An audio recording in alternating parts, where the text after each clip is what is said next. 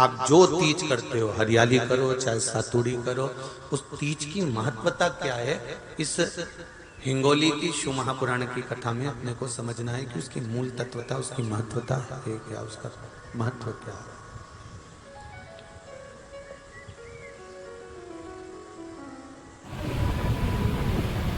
भगवान ब्रह्मा, भगवान विष्णु और भगवान शिव, इन तीनों की जो अर्धांगिनियां हैं, ब्रह्मणी, लक्ष्मी और पार्वती, इन तीनों ने तप कर कर, साधना कर कर ब्रह्मदेव को, भगवान विष्णु को और भगवान शंकर को प्राप्त किया। और तीनों ने प्राप्त कर कर तीनों देवताओं से वर मांगा कि वर हमको ऐसा दीजिए कि हमारे तप साधना का फल नारी को तीज के दिन प्राप्त हो जाए। अब देखिए जरा, एक ही व्रत से, एक ही उपवास से उसको संपूर्ण तप साधना का फल प्राप्त हो रहा, संपूर्ण तप साधना का फल उसको मिल रहा है मात्र एक व्रत से। केवल एक व्रत कर रहे हैं और संपूर्ण तप साधना का फल उसको प्राप्त हो रहा है। ऐसा कोई व्रत, ऐसी कोई साधना, ऐसा कोई शंभो शरण मांगो घड़ी रे घड़ी मुख काटो, दया करी न दर्शन आपो, शंभो शरण घड़ी मांगो घड़ी रे घड़ी दुख काटो, दया करी न दर्शन आपो, दया करी न दर्शन आपो। तो ब्रह्माणी ने ब्रह्मदेव से मांगा, लक्ष्मी जी ने भगवान विष्णु से मांगा, पार्वती जी ने भगवान शिव से मांगा कि ऐसा वर दे दीजिए जिस वर से एक ही व्रत करने से संपूर्ण फल की प्राप्ति हो जाए, संपूर्ण फल मिल जाए। ऐसा एक व्रत का फल दे दीजिए, मात्र एक व्रत का। अब देखिए, हरियाली तीज करने वाली माताएं थोड़ा ध्यान से सुनना।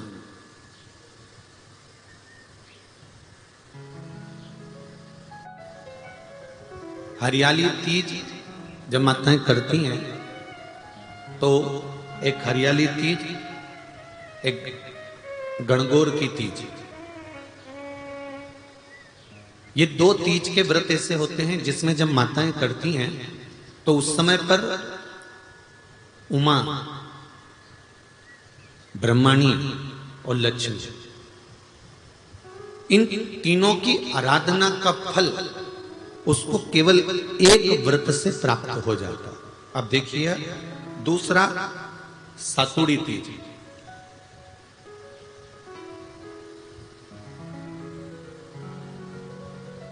इसमें उमा और महेश्वर, उमा और महेश, ब्रह्मणी और लक्ष्मी, इन चार के व्रत तप का फल एक साथ सातुड़ी तीज के दिन प्राप्त हो जाता। अब एक आती है हरतालिका तीज। आप लोग करते हो हरतालिका? यहाँ लोग करते कि नहीं करते? करते हैं यहाँ पे हरतालिका? कौन कौन करता है? जरा हाथ उठाओ तो जरा। अरे सभी करते हो, रखो रखो, बहुत बढ़िया, बहुत अच्छी बात। एक आती है हरतालिका तीज। इस तीज का व्रत माता पार्वती बेलवृक्ष के आनंद के साथ में फुलेरा बनाकर करती है, और जिसमें इस हरतालिका में माता पार्वती जी के जितने जन्म पहले हुए हैं, माता पार्वती का जन्म तो 52वें नंबर का, 52 नंबर पे माता पार्वती का जन्म है। इससे पहले तो माता के 51 जन्म पहले हो चुके हैं, 51 जन्म माता पार्वती का पहले हो चुके हैं।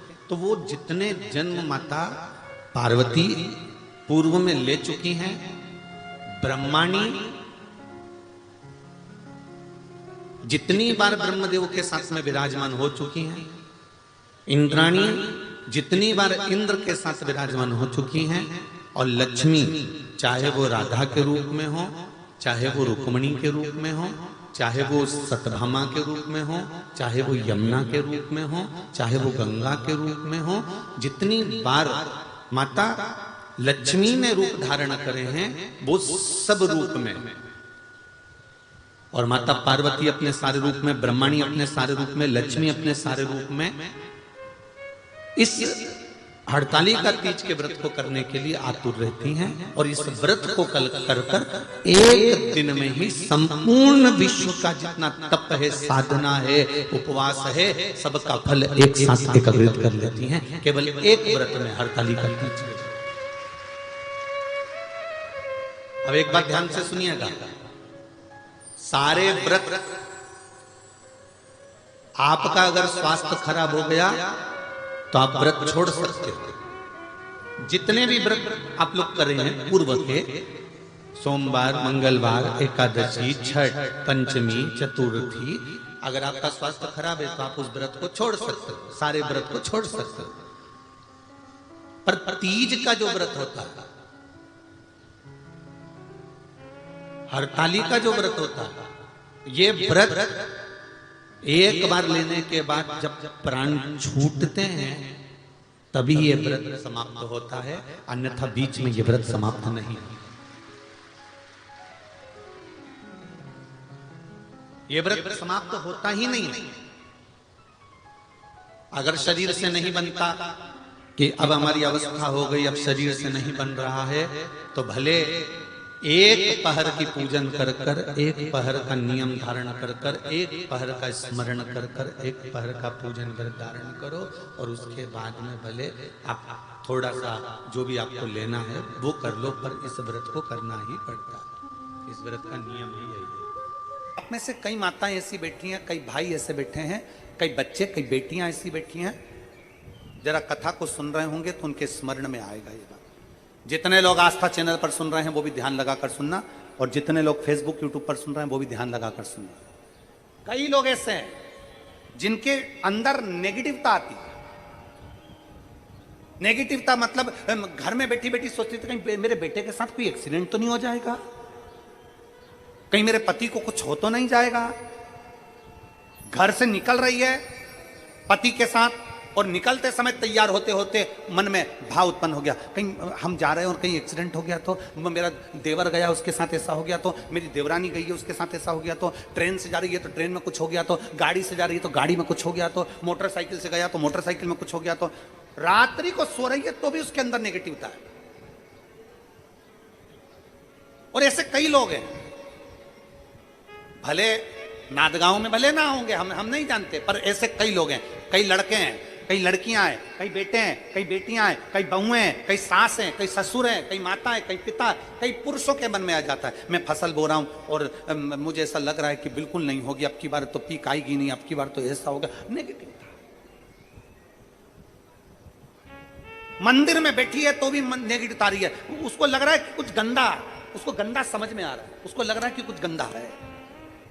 पूजन करने बैठी है, देवी जी की आराधना कर रही है, भगवान की भक्ति कर रही है, और उसके चित्त वृत्ति में कुछ गंदा आ रहा है, कुछ गंदे विचार आ रहे हैं, गंदी सोच आ रही है।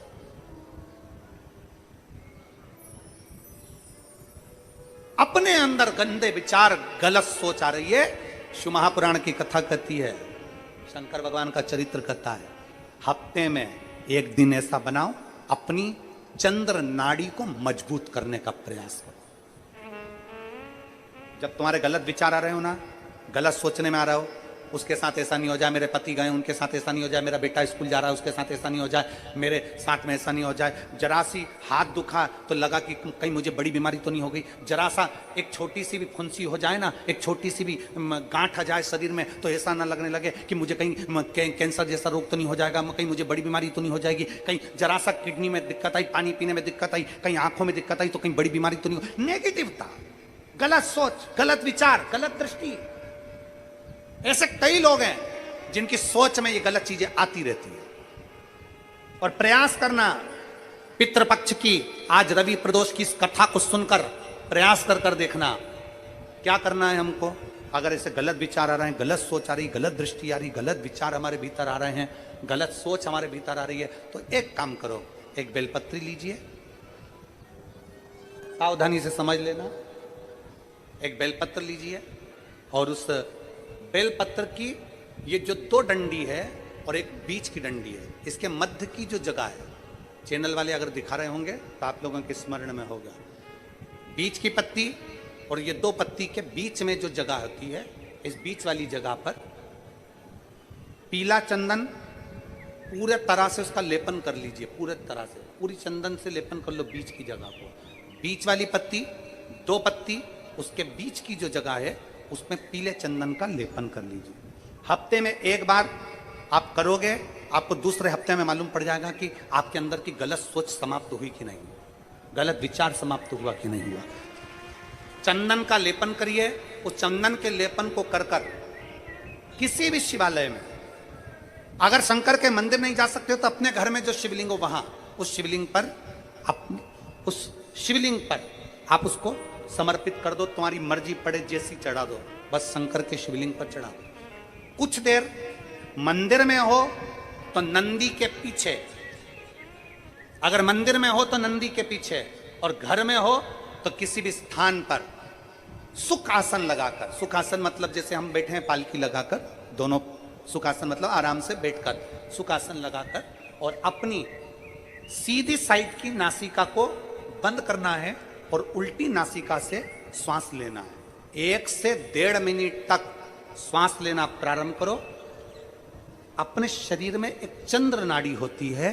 भगवान शंकर ने जब चंद्र की काया का रोग समाप्त करा था, भगवान शंकर ने जब चंद्र की काया का रोग समाप्त करा था तो चंद्र ने हाथ जोड़कर कहा था कि मेरी काया का रोग आपने समाप्त कर दिया महादेव, मेरे लिए आज्ञा करो, मैं क्या करूं। शंकर भगवान ने कहा चंद्रदेव तुम मेरे मस्तक पर धारण रहना, और संसार के जितने भी मनुष्य हैं इन मनुष्य के अंदर चंद्र नाड़ी में तुम विराजमान रहना। सुनो चंद्रदेव, जब मनुष्य गलत विचार करे, गलत सोच करे, गलत दृष्टि रखे, उस समय पर अगर तुम्हारी चंद्र नाड़ी प्रबल हो जाए तो उसकी बुद्धि में से गलत विचार समाप्त हो जाए, गलत विचार समाप्त हो। एक बेलपत्र लेना है, बीच वाली जगह में चंदन लगाकर शंकर जी को समर्पित करना है। घर हो, मंदिर हो, कम से कम 1.5 से 2 मिनट तक नासिका को बंद कर सीधे साइड की नासिका को बंद करना है, उल्टे साइड की नासिका से ही श्वास लेना है और छोड़ना है, फिर लेना है, फिर छोड़ना है, फिर लेना है, फिर छोड़ना है। 1.5 मिनट 2 मिनट तक आप करते रहिए एक ही नासिका। इस नासिका को बंद ही रखना है, राइट को, लेफ्ट को खोल कर रखिए, और उसमें चंद्र नाड़ी जब हमारी प्रबल हो जाएगी 3 दिन के अंदर गलत सोच आना बंद हो जाएगी, गलत विचार आना बंद।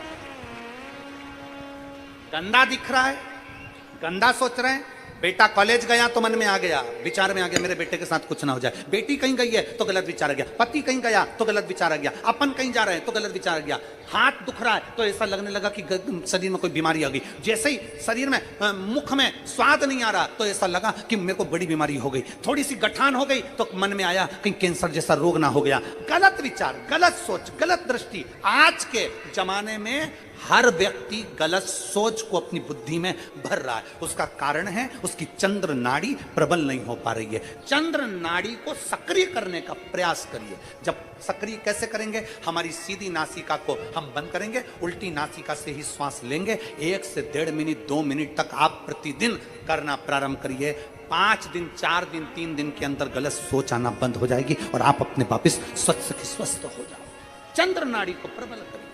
और दुनिया के लोग बात करते हैं कि ये पानी मत चढ़ाओ, वो पानी मत चढ़ाओ, ये मत करो। शिव जी को ये कई लोग कह देते हैं ये बेलपत्र तुम्हारी पूरी टूट गई है, ये बेलपत्र खंडित हो गई है, ये खंडित बेलपत्र है, शिव जी को मत चढ़ाओ, इसकी एक पत्ती नहीं है, शिव जी को मत चढ़ाओ, ये बेलपत्र का आधा टुकड़ा है, शिव जी को मत चढ़ाओ, ये बेलपत्र का इतना सा टुकड़ा है, शिव जी को मत चढ़ाओ। शिव महापुराण की कथा जिसने पढ़ी नहीं है वो व्यर्थ की बात करते हैं। और जिन्होंने शंकर जी को जान लिया, शिव महापुराण में यहां तक लिखा है कि अगर बेलपत्र के 1,00,000 टुकड़े हो जाएं और बेलपत्र सूख भी जाए, सूख कर भी उसका चूरा बन जाए और चूरे का भी एक तिनका मात्र भी शंकर को चढ़ जाए तो सहस्त्र बेलपत्र के फल के बराबर फल प्राप्त हो जाता।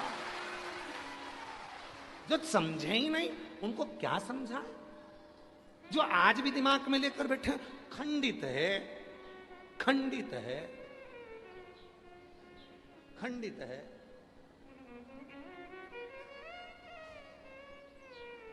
खंडित है, कई लोगों के दिमाग में बैठा रहता है। और आप लोगों से निवेदन है, आज की कथा में से ये वाला वीडियो काट के डाल देना आप लोग, जो लोग कहते हैं बेलपत्र खंडित है। बेलपत्र का टुकड़े से टुकड़ा, टुकड़े से टुकड़ा भी अगर है और वो भी अगर शिव को समर्पित है तो वो भी सहस्त्र बेलपत्र के बराबर हमें फल दे रहा है। सहस्त्र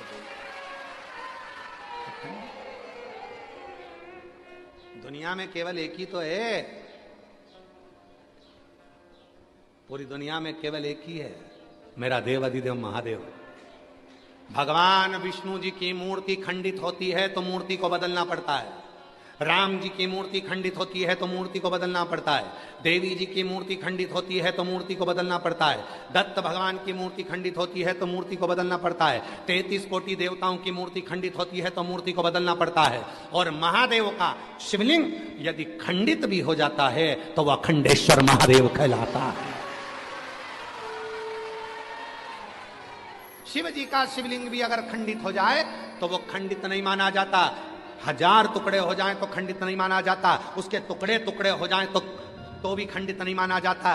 वो अखंडेश्वर हो जाता है, सहस्त्रेश्वर हो जाता है, लक्षेश्वर हो जाता है। वो साधारण नहीं रहता है।